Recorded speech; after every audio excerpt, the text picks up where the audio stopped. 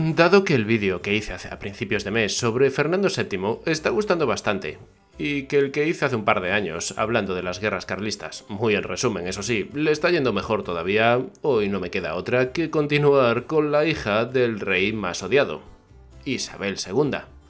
Una mujer cuya legitimidad al trono fue puesta en duda por un amplio sector de la población, incluso cuando apenas gozaba de unas horas de vida, y que posteriormente su reinado no sería ni muchísimo menos un camino de rosas. No en vano, su prematuro reinado comenzaría con una terrible guerra civil, y terminó con una revolución que acabó con ella exiliada en París los últimos 37 años de su vida.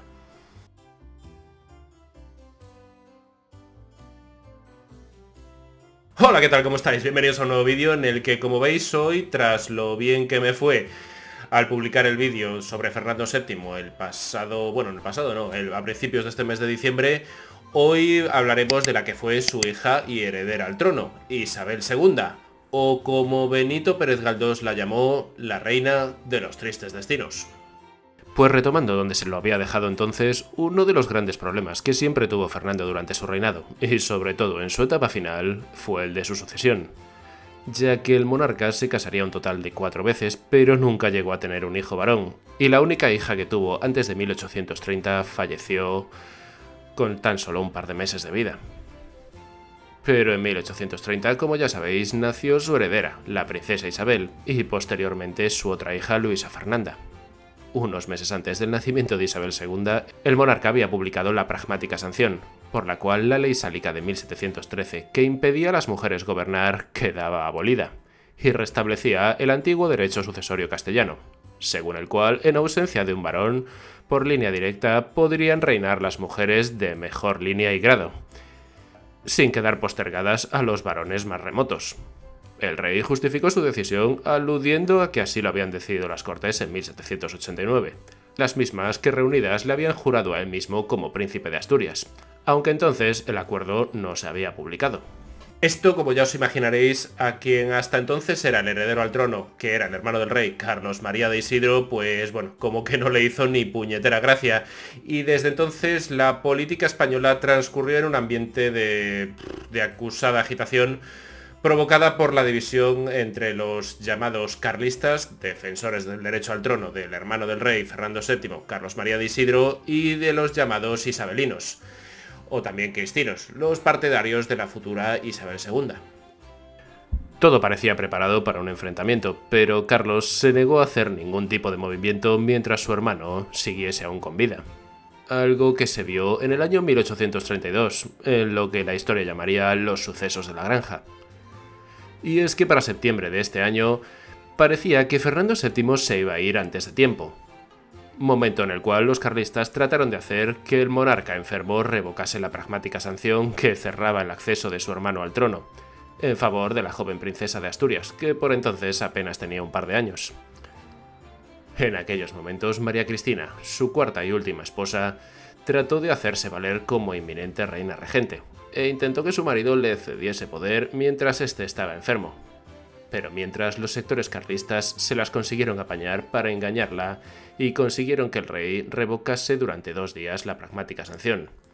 Y esto fue así tan solo durante 2 días porque, para desgracia de los carlistas, el rey, que parecía que iba a fallecer, volvió a la vida y recuperó plenamente su salud el día 1 de octubre de 1832. Y tras esto, lo primero que haría sería destituir a los ministros partidarios de su hermano, y volvió a poner en vigor la Pragmática Sanción. Su hija volvía a ser heredera al trono. Justo un año después de estos hechos, el 29 de septiembre de 1833, el rey Fernando VII fallecía, y su hija era la heredera, pero su esposa María Cristina actuaría de reina regente hasta que Isabel fuese declarada mayor de edad. Pero el hermano del ya difunto rey no iba a poner las cosas para nada sencillas, ya que tan solo 2 días después de la muerte de su hermano lanzó desde Portugal su manifiesto de Abrantes, reivindicando su derecho al trono. O dicho de otra manera, acababa de comenzar la primera guerra carlista. De ella y de las demás guerras carlistas ya os hablé en su momento en un vídeo, el cual, por cierto, a día de hoy aún es de los más vistos de mi canal. Pero por resumirlo, el clásico quién apoya a quién, el carlismo, cuyo lema era Dios, patria, fueros y rey, Se hizo fuerte en las zonas rurales de España y también en el norte de toda la península, apoyado por absolutistas y algunos sectores de la nobleza y el clero. Mientras, el llamado bando isabelino era apoyado por las grandes instituciones del Estado y las principales ciudades del país. Y también se apoyaron en los llamados absolutistas moderados, y también en aquellos que habían sido los grandes enemigos de Fernando VII, los liberales. Por supuesto, como suele suceder en estas ocasiones, las potencias extranjeras también mostraron su apoyo a sus respectivos bandos. Los carlistas recibieron el apoyo de Austria-Hungría, el Imperio ruso y los prusianos, mientras que los isabelinos de Gran Bretaña, Francia y Portugal. Os he dicho hace poquito que los liberales, bueno, como ya os imaginaréis, fueron uno de los grandes enemigos del rey Fernando VII, pero tampoco os creáis que a María Cristina en un principio le hacían demasiada gracia tampoco, al igual que su marido. De hecho, se dice que en realidad los detestaba, y que solo aceptaría las reformas tímidas del Estado por parte de ellos, ya que estos suponían una gran fuerza para esta guerra, o lo que es lo mismo y se dice mucho en España, por interés, te quiero Andrés. De hecho, en 1835 se vería obligada a entregar el poder a Juan Álvarez de Mendizábal, que emitiría un amplio paquete de medidas que prácticamente eran el entierro del Estado absolutista. Una de esas medidas sería su famosa desamortización de los bienes de la Iglesia, la cual a la regente no le quedó otra que aceptar. En cuanto a nuestra protagonista de hoy, cuando comenzó la guerra tenía tan solo 3 años. El pueblo y los liberales veían en ella una futura esperanza para cambios en el país, aunque fuesen algunos pocos respecto a los que había representado su padre.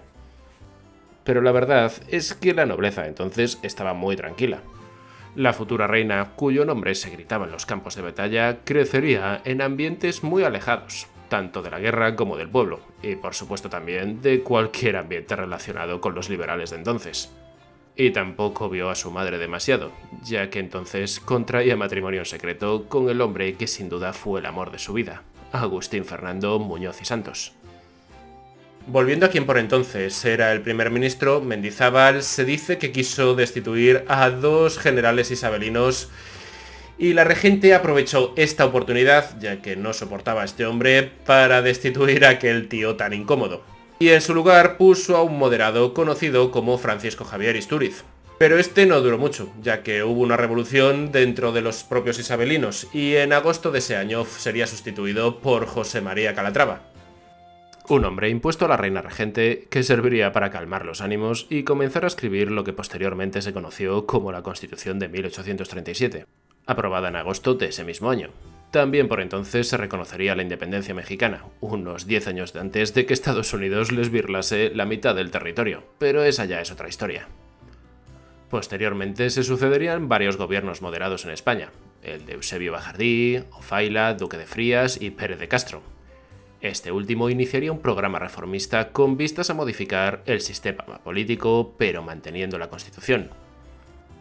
Los 3 puntos fundamentales de su reforma serían la limitación del sufragio a través de la ley electoral de 1840, proporcionar medios legales al gobierno para combatir a la prensa y el tercero, reforzar el poder central de los municipios por medio de una nueva ley de ayuntamientos. Una vez acabada la guerra carlista en 1839, el general Espartero, ya conde de Luchana y ahora duque de Vitoria, tras el abrazo de Vergara, era considerado todo un héroe de esta guerra, y el militar de máximo prestigio del momento.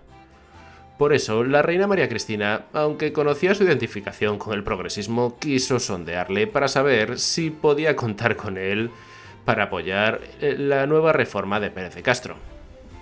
Con el pretexto de que los médicos habían aconsejado a la pequeña reina Isabel que tomase unos baños en el mar, la reina viajó con ella y con la infanta María Luisa a Barcelona, ciudad que contaba entonces con el mayor número de elementos conservadores y que a ella le ofrecía garantías de orden. La primera entrevista de la reina con el general Espartero fue en Lérida, y en ella la reina María Cristina ya se dio cuenta de que Espartero se había convertido en el hombre fuerte de los progresistas. En la segunda entrevista que tuvieron entre ambos, que si no recuerdo mal fue en Lérida, Espartero le comunicaría a María Cristina su tajante oposición al gobierno de Pérez de Castro y también a la sanción de la ley de ayuntamientos y a las cortes que la respaldaban. Vamos, que estas 2 personas, como se vería poquito tiempo después, bien lo que se dice bien, no se iban a llevar.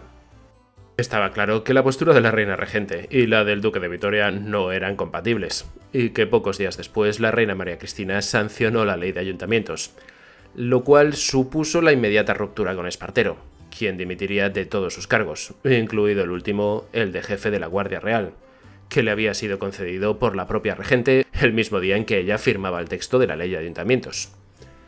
A partir del día 16 de julio, una marea de manifestaciones y protestas contra la ley perfectamente orquestadas hicieron caer al gobierno de Pérez de Castro, y la reina regente María Cristina tuvo que dar paso a un nuevo gobierno de carácter progresista, presidido por Antonio González, muy afín a Espartero.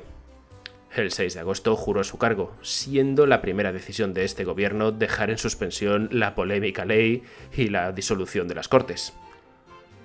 Ante el cariz de los acontecimientos, la familia real decidió marcharse a Valencia y, estando en esta ciudad, el 1 de septiembre de 1840, en Madrid primero y después se propagó por toda España un movimiento revolucionario que cristalizó en la creación de juntas revolucionarias de gobierno. Ante la gravedad de los acontecimientos, María Cristina se puso en contacto con Espartero y le pidió que pusiera fin a aquella revolución, a lo que Espartero contestó que no podía hacerlo, porque él se sentía plenamente identificado con ella. La reina gobernadora se dio cuenta entonces que no le quedaba otra opción que abdicar la regencia en el general Espartero, ya que por un lado no quería iniciar otra guerra civil y por otro también estaba convencida de que en aquellos momentos el que era denominado el duque de Vitoria representaba la garantía de seguridad para el trono y el sostenimiento de los derechos de la futura Isabel II. Exiliada María Cristina, las Cortes nombraron regente al general Espartero, duque de Vitoria, título concedido tras la firma del Convenio de Vergara, y eligieron a Agustín Argüelles como tutor de las niñas. Durante la regencia del duque de Vitoria, líder del Partido Progresista desde 1840 hasta el 43, los moderados conspiraron para devolver la regencia de María Cristina. El momento más crítico sería el pronunciamiento de 1841, en el que se pretendió raptar a la reina y a su hermana, protagonizado por los generales Manuel Gutiérrez de la Concha y Diego de León, quien fue detenido y fusilado tras un juicio sumarísimo sin que Espartero hiciera nada por evitarlo. Este hecho, al que se sumaron el carácter dictatorial de Espartero, sobre todo tras ordenar el bombardeo de la ciudad de Barcelona en diciembre de 1842 y su falta de habilidad política, le llevó a dividir a su propio partido y también a separar de su lado a los mejores progresistas, debilitando en extremo su popularidad. La situación se hizo tan insostenible que con un amplio movimiento militar formado por moderados y progresistas le hizo caer. Tras el encuentro del general Narváez en Torrejón de Ardoz con las tropas del gobierno mandadas por el general Seoane, Espartero tuvo que abandonar España el 30 de julio de 1843, refugiándose en Inglaterra. Tras la partida de Espartero, las Cortes decidieron adelantar la mayoría de edad de la entonces princesa Isabel para declararla reina con tan solo 13 años. Y el primer gobierno de la joven reina estuvo presidido por el progresista Salustiano Olózaga. Pero aquí los moderados observaron que esto les iba a alejar y mucho del poder, por lo que maniobraron para retenerlo y finalmente la presidencia se pudo quedar en manos de Luis González Bravo. Y en el corto periodo de tiempo que estuvo este hombre en el cargo podríamos destacar la creación oficial de la Guardia Civil en 1844. Posteriormente, Narváez accedería a la presidencia e inauguró lo que se conoció como la década moderada. Y sí, el general Narváez fue sin duda el hombre fuerte del reinado de Isabel II. A destacar de estos 10 años se destaca la Constitución de 1845, de un claro carácter moderado. Y en el gobierno de Bravo Murillo, dentro de esta misma época, se destaca la ley hipotecaria, el proyecto del Código Civil y la ley de enjuiciamiento. En política exterior hay que destacar la intervención militar en Portugal en apoyo a la reina María de la Gloria. Para entonces, tanto Austria como Prusia, que no la habían apoyado en un principio, reconocieron a Isabel II como reina. Narváez tuvo una actuación muy dura contra los brotes revolucionarios producidos en Madrid y Sevilla.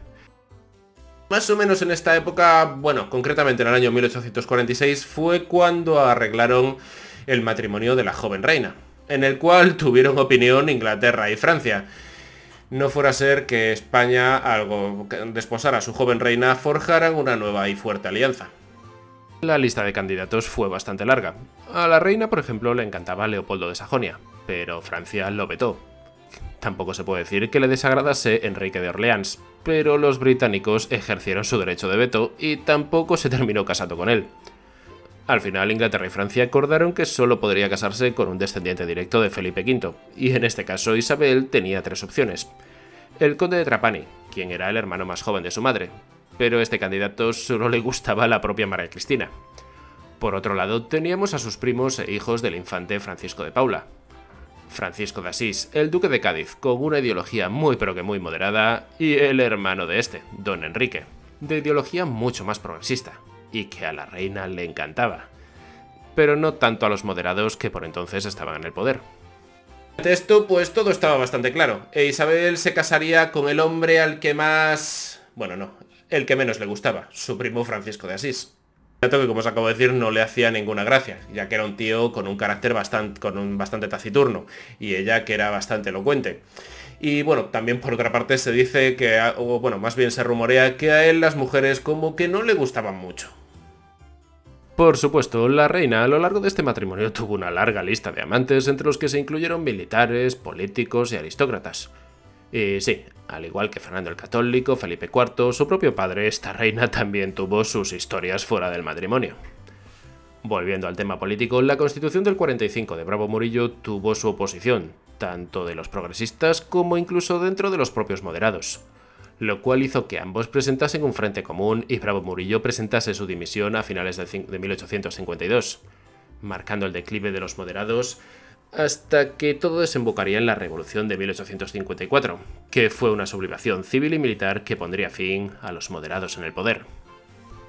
El punto inicial de la revolución fue un pronunciamiento militar en los alrededores de Madrid, conocido como la Vicalvarada, el 30 de junio de 1854, donde tras un encuentro indeciso con las tropas del gobierno dirigidas por el general Blaser, el general O'Donnell se retiró a Manzanares, en Ciudad Real. Desde allí lanzó al país el Manifiesto de Manzanares, redactado por Cánovas del Castillo, y por entonces secretario privado de O'Donnell. La difusión de este manifiesto en Madrid y la llegada de noticias que confirmaban la generalización del pronunciamiento en varias provincias desencadenaron la actuación violenta de las masas populares. El 17 de julio, Sartorius presentó su dimisión a la reina, que llamó al general Fernández de Córdoba para que formase un nuevo gobierno. Pero la reacción estaba ya en la calle. En Madrid se levantaron barricadas y se asaltaron e incendiaron los domicilios del conde de San Luis, del marqués de Salamanca, del conde de Quinto y hasta el Palacio de las Rejas, residencia de la reina madre. De todas las consecuencias que tuvo la Revolución de 1854, que en muchos aspectos anunció lo que 14 años después sería la gloriosa en 1868, la más grave fue el desprestigio de la reina, a la que los progresistas consideraron responsable de la actuación de sus ministros y de la sangre derramada durante las jornadas de julio. Ante la gravedad de la situación, la reina llamó a Espartero, quien gobernó durante 2 años, el llamado bienio progresista, del 54 al 56. En este tiempo se intentó una reforma constitucional redactándose una constitución para 1856, pero nunca llegaría a promulgarse. Además, se reanudaría el proceso desamortizador dirigido por el ministro de Hacienda, Pascual Madoz, mediante una ley de desamortización general. Esta tuvo 2 graves consecuencias: una nueva ruptura con la Santa Sede y el desasosiego de la reina por haber sancionado con su firma esta ley de desamortización. Durante esta época, que fue conocida como el bienio progresista, bueno, pues como os imaginaréis, las diferencias entre O'Donnell y Espartero fueron más que constantes, hasta que ambos terminaron por presentarles su dimisión a la reina.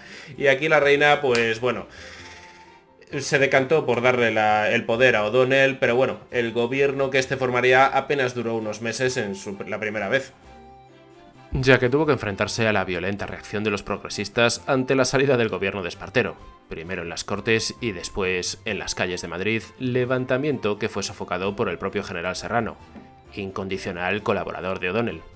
Tras este paréntesis, el segundo gobierno de O'Donnell llegó de nuevo al poder. Aquí se inauguraría un periodo que fue hasta el año 1863 y sería conocido como el quinquenio unionista, ya que O'Donnell se apoyó en el partido que él mismo había creado, la Unión Liberal. Más allá de todo, esta época trajo consigo un largo periodo de prosperidad, que permitió la creación de nuevos puestos de trabajo, la renovación de todo el aparato industrial y el aumento de la producción, destacando especialmente el gran desarrollo que experimentó el trazado y la puesta en explotación de las vías férreas.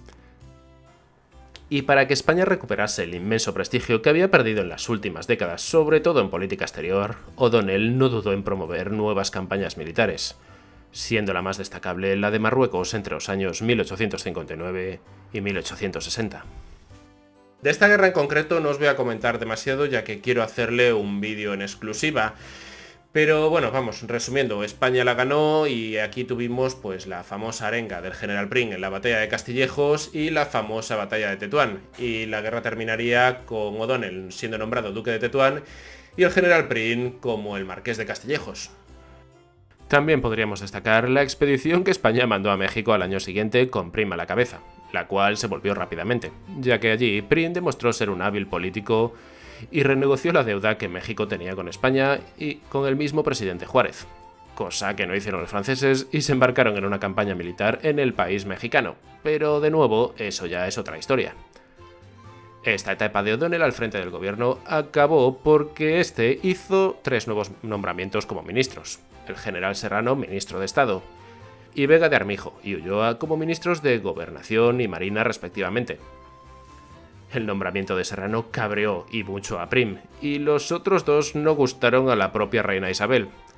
A pesar de que O'Donnell intentó incorporar a Prim como ministro, este tuvo airadas discusiones y protestas y terminaría abandonando el partido de la Unión Liberal, para recalar en el Partido Progresista, que había ganado un gran activo político.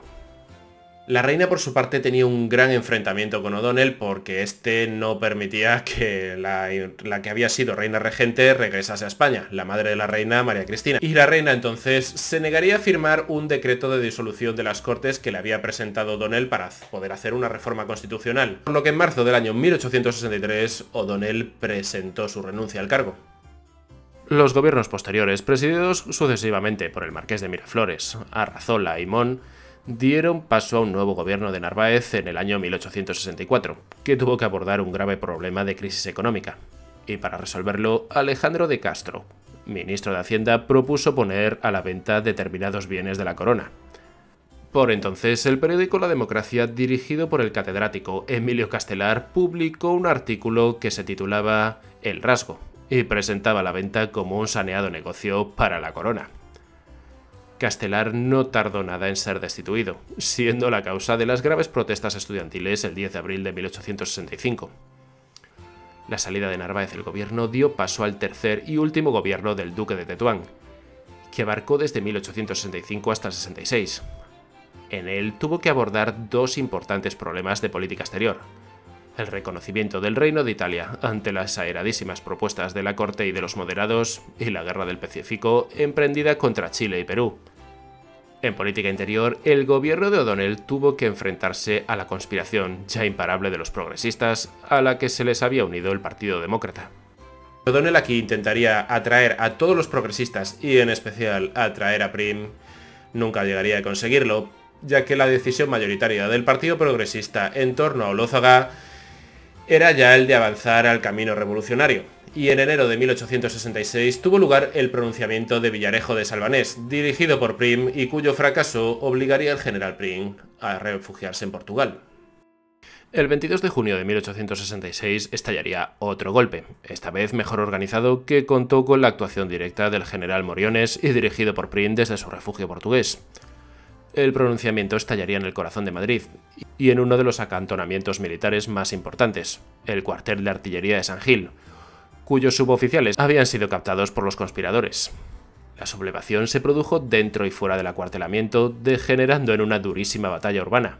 Finalmente fue reducida por Serrano, que por entonces era el capitán general de Madrid. La represión que siguió a la sublevación fue muy dura, erosionando la generosidad tradicional de la reina y el talante liberal del duque de Tetuán. La reina le sustituyó en el gobierno por Narváez, olvidando que acababa de salvar su propio trono. Esta ingratitud de Isabel II hizo que O'Donnell, profundamente herido, se exiliara voluntariamente a Francia, donde viviría hasta su muerte en 1867, prometiendo firmemente no volver a colaborar con ella, aunque absteniéndose de participar en ninguna otra conspiración. Isabel II por entonces había perdido a uno de sus hombres más leales y valiosos durante su reinado. Narváez, que presidió el último gobierno durante 16 meses, una vez más llevó a cabo una política de mano dura, suspendiendo las Cortes y las garantías constitucionales. La réplica de los progresistas no se hizo esperar y a mediados de agosto firmaron con los demócratas el Pacto de Ostende, por el cual se comprometían a hacer un solo frente para derrocar al régimen y a la dinastía, creando un centro revolucionario en Bruselas. El 5 de noviembre, O'Donnell falleció, heredando el general Serrano la jefatura de la Unión Liberal, quien se apresuró a tomar contacto con los componentes del Pacto de Ostende. De esta manera se preparaba el destronamiento de Isabel II, con la participación incluso del propio cuñado, el duque de Montpensier, que había entrado en contacto con la Unión Liberal. Y ya a comienzos de 1868 a Isabel II no le quedaba, no contaba con más apoyos más que el del propio y viejo Narváez, y la muerte de este el 23 de abril agravaría los problemas. La reina nombraría presidente del gobierno a González Bravo, cuyo gobierno apenas duró 5 meses, en los que tuvo que afrontar una nueva crisis económica y de subsistencias. Su forma dictatorial de gobernar le llevó a cerrar las Cortes y su decisión de desterrar a varios destacados militares, como Serrano, Zabala, Dulce, Fernández de Córdoba, Ros de Olano y Serrano Bedoya, incluido al mariscal de campo Caballero de Rodas. La revolución fue acaudillada por los generales Serrano y Prim e incluso por el almirante Topete. Prim llegaría a Gibraltar el 17 de septiembre, y en la mañana del día 18, la Armada, concentrada en la bahía de Cádiz, señaló con sus cañonazos el gran pronunciamiento anunciado desde la fragata Zaragoza por Prim y Topete. El general Serrano llegaría a Cádiz el día 19 en la fragata Buenaventura, con los militares desterrados. En esa misma tarde se hizo público el manifiesto Viva España con honra. Serrano desde Sevilla, poniéndose al frente de un gran ejército, se dirigió hacia Madrid, derrotando a las fuerzas gubernamentales mandadas por el general Novaliches en el puente de Alcolea, sobre el río Guadalquivir próximo a Córdoba. Era el último acto del reinado de Isabel II, que desde San Sebastián, donde se encontraba veraneando, cruzó en tren la frontera con Francia el 30 de septiembre de 1868. Le quedaba poco para cumplir los 38 años, y la Revolución de la Gloriosa había acabado con su reinado. En el destierro, la reina se instaló en un principio en el castillo de Pau, cedido por Napoleón III, para posteriormente instalarse en el Pinet, en los alrededores de París, donde viviría dedicada a sus aficiones hasta el año 1902, cuando Isabel II se trasladaría ya al centro de París, estableciendo su residencia definitiva en el Palacio de Basilewski, al cual ella nombraría el Palacio de Castilla, situado en la avenida Clever, donde viviría hasta su muerte, la cual llegaría el 9 de octubre de 1904 a los 74 años, muriendo a causa de una gripe que desembocó en una neumonía. Y hasta aquí el vídeo de hoy. Si os ha gustado ya sabéis, podéis suscribiros que es gratis, dejarme un like que me ayuda mucho, un comentario con qué os ha parecido el vídeo que me ayuda más todavía, o podéis compartir el vídeo en vuestras redes sociales. Y si no os ha gustado, como suelo decir en alguna ocasión, recomendárselo a alguien que os caiga mal para que se fastidie y se lo trague. Un saludo y hasta el próximo vídeo.